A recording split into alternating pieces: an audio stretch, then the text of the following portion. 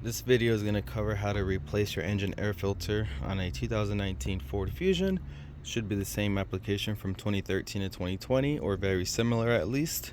This is for the Ecoboost 2.0 liter, but again, it should be similar to even the naturally aspirated engines, I believe. But no tools necessary. It's very easy.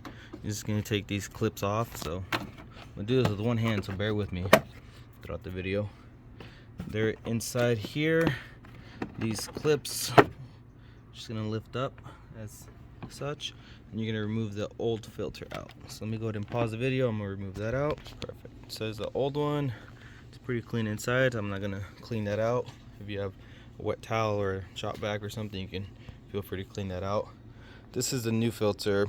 This is a knockoff K&N filter I got on Amazon. Honestly, worked amazing. I was shocked, but I got this one on a really good deal right now. All the advanced autos in California are leaving up until March 2025. They're going to be in here, but this was 80% off, so I picked it up for about $10.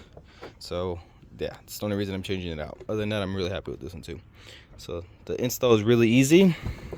You're gonna just insert it the same way, so you can tell it's rectangular. Or you can't mess this up. So let me insert this, and I'll go ahead and continue the video. One sec.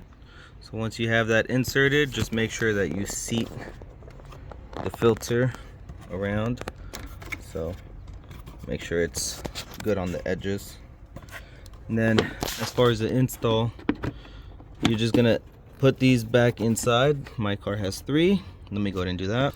So I reinserted it onto all 3 of the clips.